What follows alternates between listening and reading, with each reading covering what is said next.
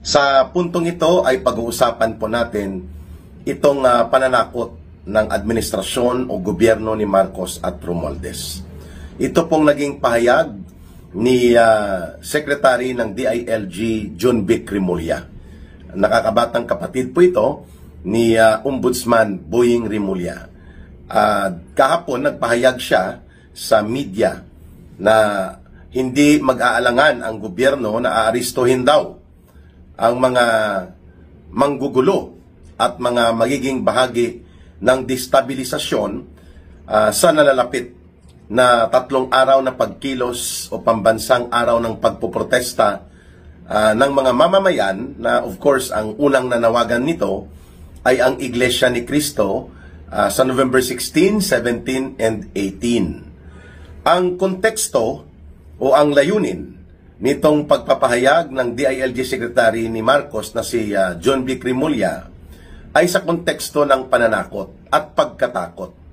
Ibig sabihin po, tinatakot nila ang mga taong bayan, ang mga mamamayan, ang iba't ibang sektor ng lipunan na nagnanais ng mapayapang pagpapahayag ng kanilang kalayaan sa mapayapang pagtitipon-tipon. Nagpapakita po ito na nagpapanik ang gobyerno ni Marcos. Una sa lahat, wala pong nanggugulo at hindi po manggugulo ang mamamayang Pilipino, ang Iglesia ni Cristo at iba't ibang sektor ng lipunan na ang layunin lamang po ay tuligsain at tutulan ang malawakan at tuloy-tuloy na pagkakaroon ng mga pandarambong at pagnanakaw sa kaban ng bayan. Hindi manggugulo at hindi destabilisasyon po ang karapatan ng mamamayan na i-call out ang gobyerno na papanagutin, parusahan at bawian ng mga dinambong na kayamanan itong mga politikong magnanakaw na karamihan sa kanila ay mga kaalyado, alipures at nasa sindikato ng magpinsang Marcos at Romualdez. Lalo na po ang mga kongresista na naging bahagi ng sindikato sa operation ng mga flood control projects na dinakaw, dinambong kagaya nila Saldico na pinatakas na ni Marcos at Romualdez at itong si Secretary Bunuan dati ng DPWH na pinatakas na rin po papunta ng Estados Unidos para hindi makapag-testify, hindi po abutin ng kamay ng batas. Pangalawa, ang konteksto po nito na ang mga mamamayan na kumikilos sa kanilang demokratikong karapatan ay hindi dapat tinitingnan na destabilizers. Kung mapapansin ninyo na una nang lumabas itong chismis at basura na impormasyon na pinapakalat nitong Montulfo, na kung si Governor Chavit Singson pa mag-describe, walang pinagkaiba ito sa pambansang marites at tagapagtahol ni Marcos na si Claire Castro. Tinatawag ito ng taong bayan na asong ulol sapagkat kapag may pera at may pondo, tumatahol. At kapag may malaking pondo, nangangagat, hindi lang tumatahol. Yan pong ibig sabihin ni Governor Chavit ng asong ulol. Walang pinagkaiba yan ang mga pahayag na ginawa ni Montulfo at nitong tagapagtahol ni Marcos.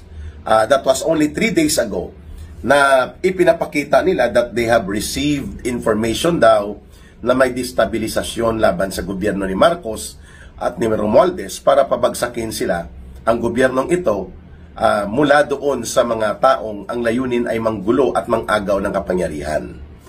Pagkatapos nitong kalukuhan na ipinalabas nila Claire Castro at nila Montulfo, ay nagpalabas naman ng isa pang kalukuhan na pahayag itong si John Vic Remulla na may bahid ng lantarang pananakot at syempre may kahambugan na rin nakasama o yung arrogansya or the arrogance in power.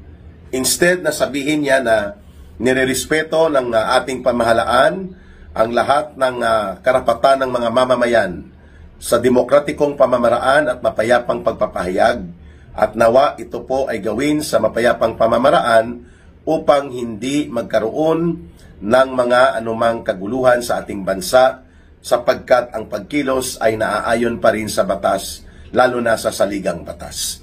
Ganon dapat ang mga porma ng pahayag na wini-welcome ng gobyerno. Kung hindi siya natatakot itong gobyerno ni Marcos at Romualdez. Hindi yung tinatakot mo dahil takot ka na ang taong bayan ay posible na maglunsad ng malawakang kilos protesta, ng mapayapang pagtitipon, ng sama-samang pagkilos na pwedeng humantong sa antas ng isang people power sapagkat napaka-inutil at napakabulok ng gobyernong ito.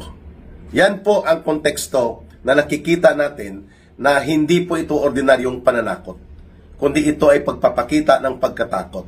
And there is an imminent intimidation and there is an apparent na posture na gagamit ng dahas, ng puwersa at ng otoridad ang gobyerno upang ang batas ay ihambalos laban sa taong bayan instead na i-protect at i-facilitate ang pagdaloy ng pag-exercise ng karapatan ng ordinaryong mga mamamayan. So mali at baluktot po ang konteksto na tinutungtungan nitong pahayag ni DILG Secretary John Vic Remulla na aaristuhin nila ang mga manggugulo as if there is already a presumption na magkakagulo. Bakit? Sino ba mag-trigger ng panggugulo at kaguluhan? Baka manggaling yon sa mga binayaran na puwersa o sektor na hinire para gumawa ng tinatawag na agent provocateur actions. Yung mang-uupat at manggagatong para magkaroon ng kaguluhan to justify yung paggamit ng dahas at puwersa at paghambalos ng batas nang sa gayon ay mapigilan ang pagdaloy ng malawak na pagkilos ng mamamayang Pilipino. Ang tawag po sa aksyon na yan, agent provocateur or putschist actions. Yung haluan mo ng mga kunwari ay kumikilos din kasama sa mga nagbubuo ng mga kilos protesta at mapayapang pagtitipon, subalit yun pala ay mga pakawalang bayaran o binayaran ng gobyerno.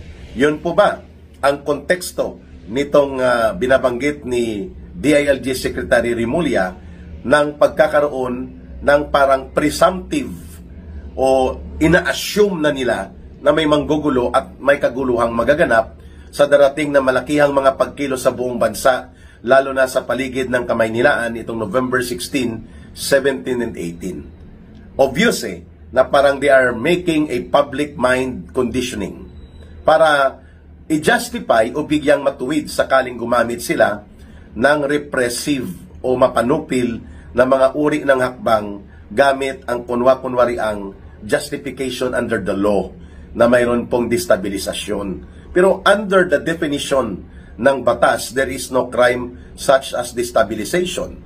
Pero siyempre, pag sinabi yon ni John Vic Remulla, ang hugot noon, napapunta sila doon sa paggamit ng mga batas like sedition o rebellion, o mga inciting to rebellion, inciting to sedition, or even the acts of terrorism under the acts or under the anti-terrorism law. At yan po ay mga repressive and dangerous law na kapag ginamit mo sa hindi tamang pamamaraan ay pwedeng magdulot po ng malawakang paglabag sa fundamental na karapatan sa malayang pamamahayag, sa press freedom, sa freedom of expression, and lalo na po sa peaceful assembly for the redress and petition of their grievances against the government in peaceful manner. Na lahat ay nakasaad ito sa garantiya ng tinatawag na Bill of Rights.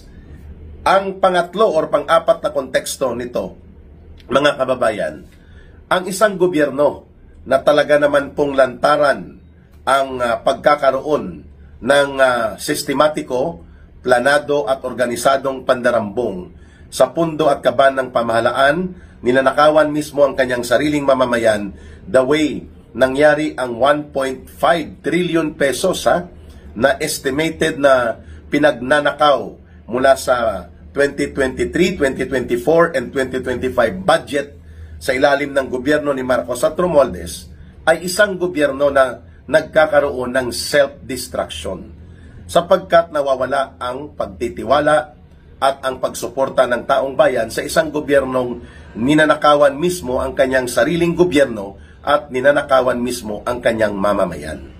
Sa pamamagitan nito, you don't need sa ganyang kalagayang kinakaharap at ginawa mismo dahil sa kagagawa ng pagkagahaman sa poder at kapangyarihan at pagiging ganid sa pundo at kayamanan at pera ng gobyerno ni Marcos at nila Romualdez, nabubulok ang gobyerno, nalulugmok ang ekonomiya, at lalo pang naghihirap ang milyong-milyong mga mamamayang Pilipino. In that manner, hindi mo po kailangan ng destabilization o pangpayanig o pangpapabagsak sa gobyerno because it will create a self-destructive condition. Ibig sabihin po, mismo ang gobyerno ang naghuhukay ng kanyang sariling libingan sa kanyang ginagawang kasamaan laban sa kanyang mamamayan at sa kanyang pagpapalugmok sa gobyernong ito.